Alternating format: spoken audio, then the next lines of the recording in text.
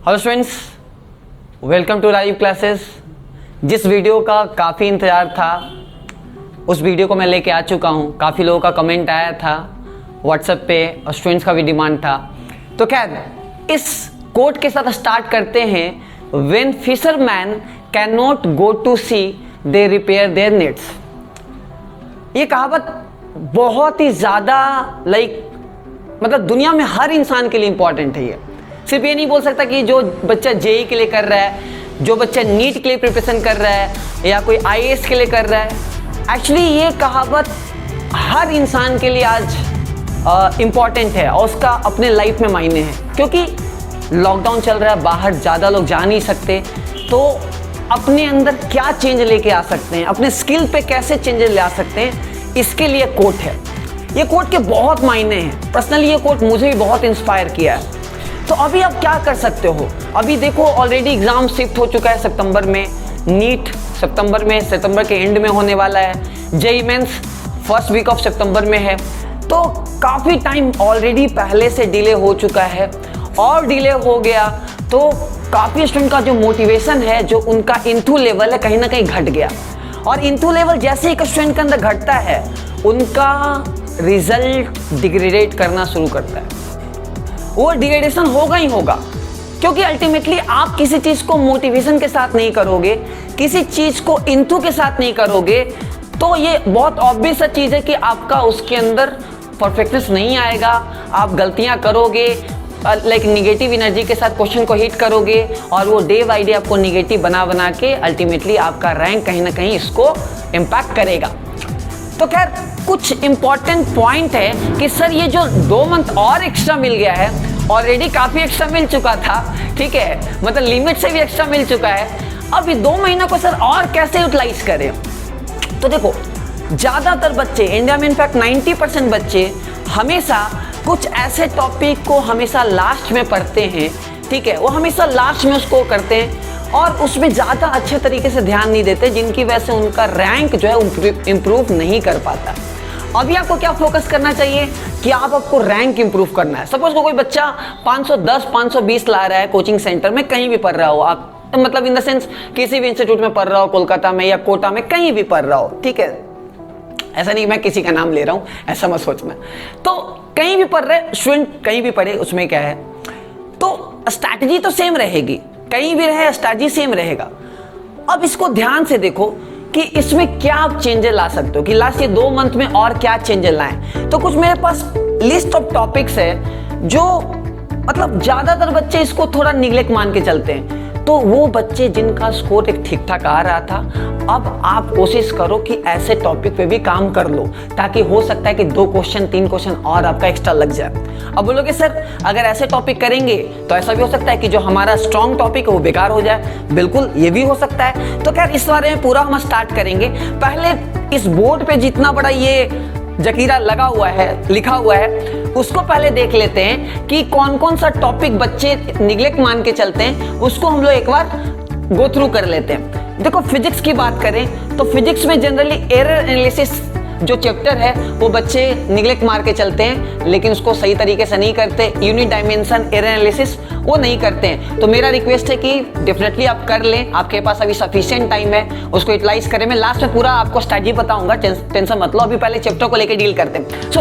Error analysis से हर साल एक क्वेश्चन आता ही आता है, चाहे नीट की बात करें या जेईई की बात करें। फ्लूइड मैकेनिक्स, ये ज़्यादातर 90% बच्चे नीट में ये टॉपिक छोड़ देते हैं, उनको ये टफ लगता है और फिजिक्स ऑलरेडी नीट वाले बच्चों के लिए टफ रहता है। तो फ्लूइड मैकेनिक्स जो है चैप्टर को वो साइड में मान के चलते हैं। तो मेरा आपसे रिक्वेस्ट है कि आप इस टॉपिक को भी कर लें। एक्सेस प्रेशर का क्वेश्चन ज़्यादातर आता है, सरफेस टेंशन का क्वेश्चन ज़्यादातर आता है, तो डेफिनेटली एक क्वेश्चन यहाँ से भी आपका बनता है। और अगर कोई जेईई एडवांस का कर रहा है तो डेफिनेटली फ्लूइड मैकेनिक्स तो बहुत इंपॉर्टेंट चैप्टर है भाई। पैराग्राफ तो आना ही आना है। जितना साल से मैं पढ़ा रहा हूँ, हर साल ऑलमोस्ट 2 क्वेश्चन या पैराग्राफ एडवांस में आया ही आया है। देखो सिंस टाइम की काफ़ी कमी रहती है, ऑनलाइन क्लासेस चल रहा है मेरा, और तो इसलिए मैं जेईई और नीट का कंबाइन बना दे रहा हूँ वीडियो। तो अगर किसी को लगे तो कमेंट कर देना कि सर थोड़ा सा और कुछ एक्स्ट्रा हेल्प चाहिए। डेफिनेटली काफ़ी बच्चों के क्वेश्चन मेरे पास आते रहते हैं। तो फ्लूइड मैकेनिक्स से एक क्वेश्चन तो इसको आप स्ट्रॉन्ग कर लो। हीट एंड थर्मल एक्सपेंशन, ज्यादातर ये जो पोर्शन है ठीक है, इलास्टिसिटी, थर्मल एक्सपेंशन, इसको बच्चे नहीं सही तरीके से करते हैं। यहां से भी एक क्वेश्चन हर साल आता ही आता है नीट में या जेईई मेंस की बात करें। एसएचएम, अगेन कुछ बच्चों को एसएचएम टफ लगता है, एसएचएम को आप कर लो, इनको आप रिवाइज कर लो, एक क्वेश्चन यहां से भी आता है। चलो ठीक है, यहां दे देते हैं क्वेश्चन।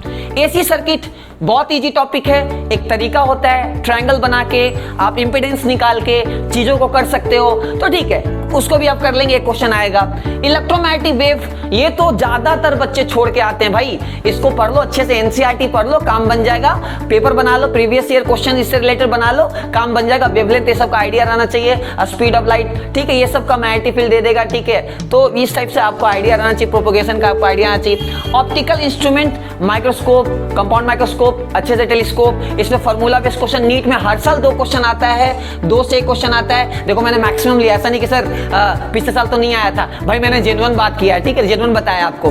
अच्छा आगे बात करें सेमीकंडक्टर, तो सेमीकंडक्टर जनरली बच्चे अच्छा से करते हैं, ऐसा नहीं कि नहीं करते हैं, लेकिन सेमीकंडक्टर से काफी क्वेश्चन नीट में आने के चांसेस है, मेंस में आने के चांसेस है, तो इसको अच्छे से पॉलिश कर लो। रेडियो एक्टिविटी केमिकल काइनेटिक का पार्ट है, डेफिनेटली एक क्वेश्चन यहाँ से भी आता है, केमिकल काइनेटिक्स से आ जाए या 12 के मॉडर्न फिजिक्स से आ जाए, तो बात सेम ही है। तो आप जब इसको कलेक्टिव करोगे तो ये 10 से 12 क्वेश्चन बनता है, लेकिन ये 10 से 12 क्वेश्चन है वो बच्चे मेन टॉपिक पे फोकस करने के चक्कर में क्या होता है कि ये टॉपिक छूट जाता है। कोटा में तो ये बहुत सारे टॉपिक जैसे ये सब चीजें उतना करवाया भी नहीं आता, कुछ जैसे सेमीकंडक्टर तो खैर एडवांस के जो बच्चे प्रिपेयर कर रहे हैं उनको नहीं करवाया जाता है, तो खैर उस पर हम नहीं आएंगे, वो डिफरेंट टॉपिक हो गया।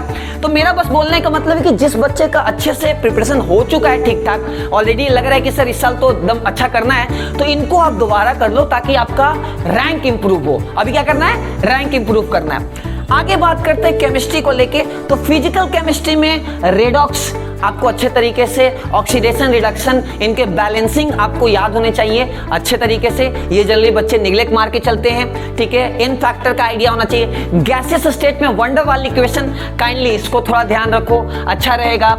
आगे बात करें आयनिक इक्विलिब्रियम, ऑलरेडी टफ लगता है, लेकिन उसमें जो क्वेश्चन है on the base of hydrolysis of salt, ठीक है, बफर सॉल्यूशन, टाइट्रेशन के अंदर बफर बनने का चांस है, तो ऐसे क्वेश्चंस को भी आप लगा डालो अगर रैंक इंप्रूव करना है तो। लेकिन आपकी अगर प्रिपरेशन पीछे, बहुत पीछे, तो मैं सजेस्ट करूंगा, डेफिनेटली ये काफी टफ टॉपिक रहता है, फॉर्मूला तो याद होना ही चाहिए, at the same time concept भी काफी इंपॉर्टेंट रोल प्ले करता है। सरफेस केमिस्ट्री, ये फिजिकल में नाम का चैप्टर है, लेकिन इसमें थ्योरेटिकल बहुत ज्यादा है, ठीक है, फिजियोजॉब्सन, केमियोजॉब्सन, इन सब का आइडिया होना चाहिए, कैटलिस्ट का आइडिया होना चाहिए, तो काइंडली सरफेस केमिस्ट्री को भी आप एनसीईआरटी से पढ़ लो, एक क्वेश्चन आएगा ही आएगा। जो बच्चे एडवांस के लिए कर रहे हैं भाई 2 क्वेश्चन भी आ सकता है, ठीक है ना, तो काइंडली इसको थोड़ा सा ध्यान रखो। ऑर्गेनिक केमिस्ट्री की बात करें, देखो मैंने ऐसे टॉपिक लिया जो जनरली बच्चे निगलेक्ट मार के चलते हैं, ऐसा नहीं है, सब अब तुम पे डिपेंड करता है कि तुम किसको निगलेक्ट मार के चल रहे हो। अच्छा ऑर्गेनिक केमिस्ट्री की बात करें तो इतने बड़े बड़े चैप्टर है, उसके सामने आईपैक नेमिंग क्या है, लेकिन फिर भी आईपैक नेमिंग के एक क्वेश्चन आना ही आना है, मेंस में भी आ सकता है, नीट में भी आएगा ही आएगा, एडवांस में भी एक क्वेश्चन आ सकता है, तो उसको थोड़ा एक बार रिवाइज मार ले, पता चला रिएक्शन याद है, लेकिन आईपीएससी नेमिंग फंक्शन ग्रुप का प्रायोरिटी आपको याद ही नहीं है। आइसोमेरिज्म, इसमें थोड़ा ऑप्टिकल आइसोमेरिज्म का थोड़ा आप आइडिया रख लो अच्छे से, तो बहुत सही रहेगा। अच्छा आगे बात करें बायोमोलिक्यूल्स, पॉलीमर बच्चे करते हैं नो डाउट, लेकिन बायोमोलिक्यूल्स पॉलीमर में बहुत सारे बच्चे को सही से याद नहीं रहता, मोनोमर या बायोमोलिक्यूल्स के जो क्वेश्चंस हैं, आपको ये विटामिन के जो क्वेश्चंस हैं, एंजाइम्स के जो क्वेश्चंस हैं, काइंडली उसको लगा डालें, ठीक है। ग्लूकोज का जितने भी रिएक्शंस हैं उसको एक बार दोबारा रिवाइज कर लो, रैंक इंप्रूव होगा। अभी इन सब पे काम करना है, क्यों काम करना मैं बताऊंगा फायदा। आगे बात करें इन्वायरमेंटल केमिस्ट्री, यार एक क्वेश्चन आना फिक्स है, तो काइंडली इन्वायरमेंटल केमिस्ट्री को एक बार एनसीईआरटी से पढ़ लो, और उसके साथ में सजेस्ट करूंगा केमिस्ट्री इन एवरीडे लाइफ को भी देख लो, ठीक है। आगे बात करेंगे पीओसी, ठीक है।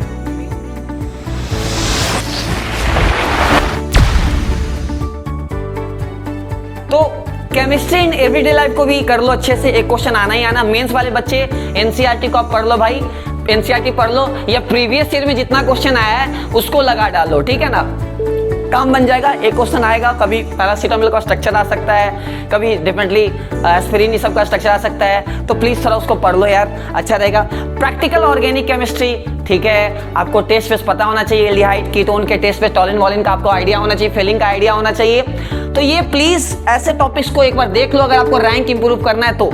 इनऑर्गेनिक की बात करें तो हाइड्रोजन जनरली बच्चे छोड़ के चले जाते हैं भाई, ऑर्थो पैरा हाइड्रोजन का आइडिया आपको होना चाहिए, सिन गैस, प्रोड्यूसर गैस का आपको आइडिया होना चाहिए, temporary permanent hardness of water का आइडिया होता है। प्लीज काइंडली हाइड्रोजन को एक बार पढ़ लो यार बच्चों। डीएनए ब्लॉक एनसीईआरटी पढ़ लो, काम बन जाएगा, लेकिन ये चैप्टर जनरली बच्चे छोड़ देते हैं, इसलिए मैं सजेस्ट कर रहा हूँ। एस ब्लॉक और पी ब्लॉक काइंडली एक बार कॉपी को देख लो अच्छे तरीके से, एनसीईआरटी को रिवाइज कर लो, काम बन जाएगा। इनऑर्गेनिक में जो मैं एनटीए में मैंने जितना क्वेश्चन देखा है उसमें कुछ क्वेश्चन स्ट्रक्चर बेस्ड नॉलेज पे भी है, मतलब कुछ स्ट्रक्चर का भी आइडिया होना चाहिए कि मान लो फॉस्फोरिक एसिड का स्ट्रक्चर है, ठीक है, हाइपोफॉस्फोरस है, ठीक है, पेरोक्सो डाइसल्फ्यूरिक एसिड, तो इन सब का आपको आइडिया होना चाहिए कि भाई स्ट्रक्चर कैसे बनाते हैं, तो ये थोड़ा सा एक बार रिवाइज कर लो। तो ये पूरा फिजिक्स और केमिस्ट्री का था। अच्छा, बायोलॉजी की बात करें, ऑल मैं बता दूं व्यूअर्स को कि मैं बायो टीचर नहीं हूं, मैं पीसीएम का टीचर हूं, मैं आईआईटी मेडिकल के लिए पढ़ाता हूं, लेकिन मैंने जो बायो का टॉपिक लिखा है अपने जो फैकल्टीज हैं उनके कंसर्न के बाद, पूरी चीज उनसे डिस्कस करने के बाद मैंने टॉपिक लिखा है, तो ध्यान से, ठीक है।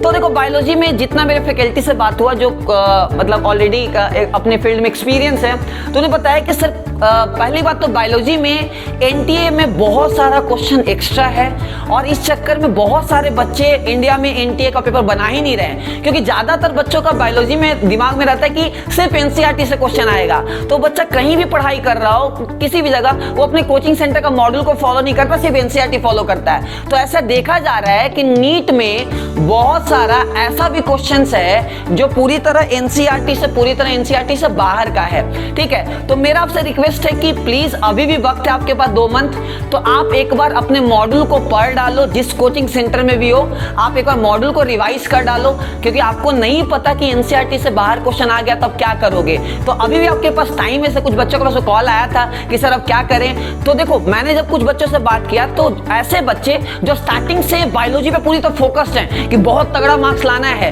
330 340 ऐसा सोच रखते हैं, तो पहले से ही एनसीईआरटी के बाहर पढ़ते आ रहे थे।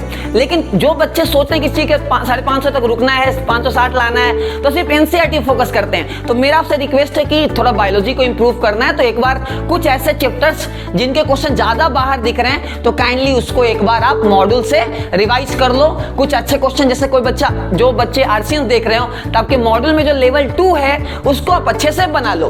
अच्छा, एनाटॉमी इन फ्लावरिंग प्लांट, मेरे जो टीचर फैकल्टी हैं प्रखर सर काफी अच्छे फैकल्टी हैं, तो उन्होंने ये पूरी चीजें सजेस्ट किया है, ठीक है। और फैकल्टीज का भी उसमें कुमार सर का भी कंट्रीब्यूशन है, फराना मैम का और रावशी सर, तो हमने एक वेबिनार किया था, उसके अकॉर्डिंगली हम ये पॉइंट लेके आ रहे हैं आपके पास। तो एनाटॉमी इन फ्लावरिंग प्लांट से क्वेश्चन अच्छे खासे एनटीए में हैं, तो काइंडली इसको ये करो। अगेन मैं एनटीए का कुछ पेपर के बारे में बता दूं कि कुछ पेपर में बहुत सारा ऐसा चैप्टर से एक ही चैप्टर ज्यादा क्वेश्चन है, तो फिर भी एनटीए का पेपर बनाना बहुत जरूरी है, क्योंकि आपको नहीं पता कि एग्जैक्ट क्या आ सकता है, ना हमें पता ना आपको पता, तो प्लीज एनटीए का पेपर आप बनाओ, ठीक है। तो anatomy in flowering plant, animal tissue, genetics में mainly molecular base of inheritance, Mendelian genetics जो होता है, animal husbandry, food production, ecology में बायोडाइवर्सिटी, इन्वायरमेंटल इशू, इनमें क्वेश्चंस अच्छे आए हुए एनटीए में, काइंडली इसको एक बार दोबारा अच्छे से कर लो, ठीक है। अच्छा, मैथ्स की बात करें तो मैथ्स में स्टैट से क्वेश्चन आएगा ही आएगा, मेंस में एक क्वेश्चन आएगा ही आएगा, वेरिएंस का आ सकता है, डेविएशन का आ सकता है, सेट थ्योरी से क्वेश्चन आ सकता है, प्रोबेबिलिटी जनरली बच्चे छोड़ के जाते हैं, तो अभी वक्त है, अगर आपको इंप्रूव करना है तो कर लो, अगर कुछ पल्ले नहीं पड़ता है तो मत करो, ठीक है। कॉम्प्लेक्स नंबर, एक बार फिर मैं बोलूंगा, ये टॉपिक भी बच्चे छोड़ के जाते हैं, अभी आपके पास अच्छा मौका है, सब चीज कर लग सकते हो, ठीक है। इसमें ज्योमेट्री बेस्ड क्वेश्चन कर लो। अब मैथमेटिकल रीजनिंग की बात करें, उसको कर लो, एक क्वेश्चन आएगा, एक वीडियो भी मेरा अवेलेबल है, बहुत पुराना 2 साल पहले का, उसको आप देख लो, ठीक है। मैथमेटिकल इंडक्शन, n का वैल्यू लेके आप बना सकते हो। अच्छा, आगे बात करें पेयर ऑफ स्ट्रेट लाइन, इसमें आपको आइडिया होना चाहिए।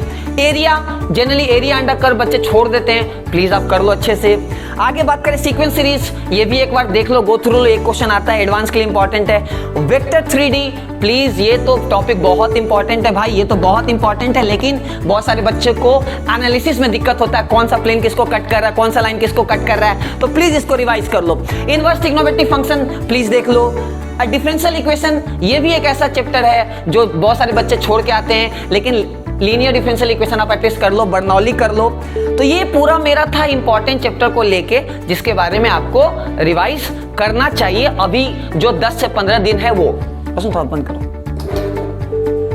तो देखो बोलोगे सर इसमें ज्यादातर चैप्टर ऐसे हैं जो बच्चे छोड़ के जाते हैं। देखो अभी आपके पास काफी टाइम है, तो आप अपने रैंक इंप्रूव पे भी आपको काम करना है, साथ में सिलेक्शन पे भी काम करना है। अगर आपका स्कोर बहुत कम है तो मैं आपको सजेस्ट करूंगा आप इंपॉर्टेंट टॉपिक पे ही फोकस करो। लेकिन अगर आपका एक सही तरीके से प्रिपरेशन है बच्चों, तो इन सब चैप्टर को 10 से 15 दिन में, 10 नहीं 10 बहुत ज़्यादा दिन हो गया, 8 से 9 दिन के अंदर एक प्लान करो कि इन छोटे छोटे चैप्टर्स हैं, इनको एक बार अच्छे से कर लो, रिवाइज कर लो और क्वेश्चन बना लो, तो आपका 4 से 5 क्वेश्चन एक्स्ट्रा बढ़ जाएगा, कॉन्फिडेंस बन जाएगा। लेकिन उसके साथ साथ आपको क्या करना चाहिए स्टूडेंट, देखो हर 3 दिन पे, एटलीस्ट हर 3 दिन पे एक एनटीए का पेपर बनाना चाहिए। देखो जब आप पेपर बनाओगे तो आपको पता चलेगा कि क्या आपकी प्रॉब्लम हो रही है। ज्यादातर बच्चे पेपर नहीं बना रहे हैं, लेकिन इसका लॉस आपको बाद में होगा। तो 3 दिन पे एटलीस्ट एक पेपर बनाओ। अगर 33 पेपर अभी तक, जहां मुझे पता है 33 पेपर है, और भी पेपर आएंगे, भाई एटलीस्ट कम से कम 25 पेपर तो बना लो। और जब आप 25 पेपर बना लोगे तो समय पर आपका कॉन्फिडेंस लेवल क्या होगा, भाई आधा जंग तो कॉन्फिडेंस लेवल से ही जीता जाता है बच्चों। अगर आपके अंदर कॉन्फिडेंस नहीं है तो आप समझो कुछ कर नहीं सकते, कुछ क्रैक नहीं कर सकते। मोटिवेशन और कॉन्फिडेंस, ये दोनों से कोई भी इंसान किसी भी टाइप का एग्जाम क्रैक कर सकता है। तो ये पूरा एनालिसिस था कि आप इस तरह से फॉलो करो। अब बोलेंगे सर मेन चैप्टर का क्या है, मेन चैप्टर के बारे में आप बताइए। देखो मेन चैप्टर को कैसे करना है, इसको प्लानिंग किया। सपोज करो पहला दिन आपने प्लान किया कि ठीक है आज हम एरर पढ़ेंगे, तो एक दिन में एक ही ऐसा सब टॉपिक पढ़ो जो इंपॉर्टेंट है, लेस इंपॉर्टेंट है, ताकि आपका मूड चेंज हो। आपका मूड जो है चेंज हो सके नहीं, चलो ठीक है एक मन लगा रहा है, चलो ठीक है ये उठा लिए एनसीईआरटी से या किसी और टॉपिक से पढ़ लें, किसी बुक से पढ़ लिए, तो उसके साथ बाकी मेन टॉपिक करो। मेन टॉपिक कैसे रिवाइज करो, सेम पुराने क्वेश्चन को ही 2 बार बनाना, 3 बार बनाना है, क्योंकि पुराने क्वेश्चन से ही बार बार बनाने के बाद इंप्रूवमेंट होता है। जैसे टीचर को एक टॉपिक पढ़ाने से एक्सपीरियंस होता है, उसी तरह एक बच्चे को बार बार एक टॉपिक पढ़ने से उसके अंदर नया इनोवेशन डेवलप होता है कि चीजों को याद कैसे रखें। तो ये पूरा चैप्टर का एनालिसिस रखते हैं। एक और वीडियो में लेके आना पड़ा हूं कि how to reduce negative marking in JEE and NEET, तो उसके लिए कमेंट करो बच्चों। बहुत मेहनत से मैं वीडियो बनाता हूँ रेगुलरली, शेयर करो, काफ़ी बिजी टाइम रहता है मेरा, ठीक है। और किसी भी टॉपिक में डाउट हो जरूर कमेंट करो, हम लोग बच्चे को हेल्प करते हैं, ठीक है। और मेरे साथ साथ हमारे जो फैकल्टीज़ हैं वो भी आपको सपोर्ट करेंगे, वो भी हेल्प करेंगे। और वेबसाइट का लिंक दिया हुआ है, वहाँ से भी क्वेश्चन आप डाउनलोड कर सकते हो। तो बेस्ट ऑफ लक। मेरा जो कहावत है वो याद रखना स्टार्टिंग के, उसको फॉलो करना, और ये वीडियो अच्छा लगे तो शेयर करना। तो बेस्ट ऑफ लक स्टूडेंट, ठीक है। मोटिवेटेड रहो और पढ़ाई करो। Take care, bye bye.